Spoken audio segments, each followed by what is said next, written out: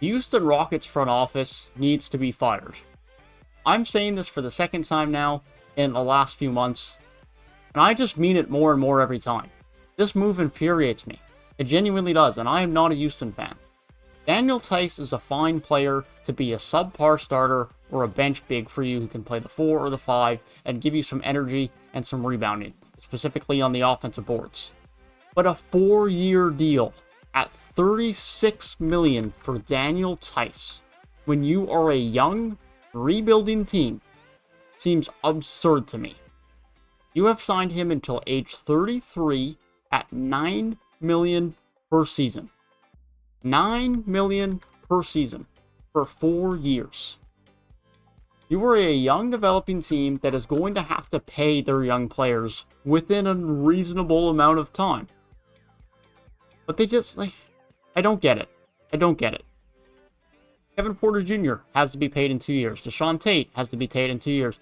Kenyon Martin Jr. has to be paid in 3 years. Christian Wood has to be paid in 2 years. But guess whose contract they're going to still have to pay before those guys? Daniel Theis. Yes, that's right. Daniel Theis. Why? Why? If this is a 2-year deal at $9 million a year, this is a great deal. You get some depth. He can come in and help in behind Christian Wood, give you a bit more options at the center, especially after you lost Kelly Olynyk. This is a good deal. But why would you give him 4 years? Pretty much every young player currently on your team, other than the guys you just drafted this year, are going to need extensions before this contract even expires.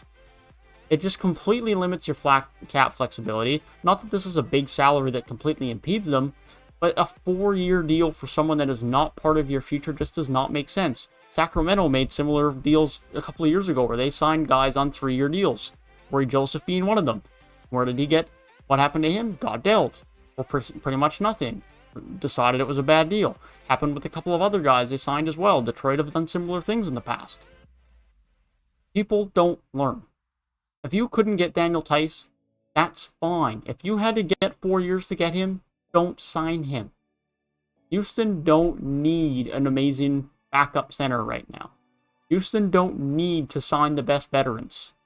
Houston are still in rebuild mode anyways. They're not in win now. If they had to get a weaker backup center, and that meant they got to keep more cap flexibility, then that's what you do. Cap flexibility, ensuring you have money to keep and retain your key young players and have the flexibility to make moves with your first round picks that you acquired from the James Harden trade is what they need to focus on right now.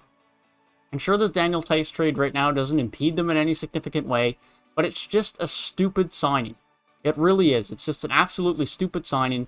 They botched the James Harden trade. This is a stupid signing, and quite frankly, I've lost any bit of hope that I ever had in the Houston Rockets front office. The David Nwaba signing tonight was fine, I guess. I mean, he was okay for them last year. But long-term, is he a part of your team? Probably not. He's 28. He doesn't fit the timeline that great. And he put up the best stats of his career last year, but that probably has something to do with the fact that he had the biggest role of his career last year, and alongside it came some of the worst efficiency of his career last year. And so he's fine as a wing guy. He can hit a few threes for you, although a bit inconsistently last year. It could provide a bit of wing defense. But again, why the term? Why 3 years? Why the need to pay everyone with so much term? There's no reason to give term to lock guys up and reduce your flexibility as far as your cap and salary pay goes. If you're the Houston Rockets, a team that's developing, a team that is acquiring young talent, and going to have to pay this young talent and could potentially make a trade with some of their picks down the road. There's no point. There's absolutely no point in these signings as far as how long they are. If you want to sign Daniel Theis on 1-and-1 deals, 1-year deals, 2-year deals, let's say with Nwaba, that's great. I fully support those signings. I have nothing wrong with signing these individual players or the money they're being paid per year. It's how long they are under contract. That is what I have an issue with. But that is my complaints on the Houston Rockets front office. Please let me know down below how you guys think the Houston Rockets front office are doing, because I personally think they have been doing absolutely terrible in the last 8 months. That is my thoughts on the Houston Rockets signing of Daniel Theis tonight. Let me know what you think down below. If you did enjoy the video, feel free to leave a like down below and subscribe to the channel if you are new.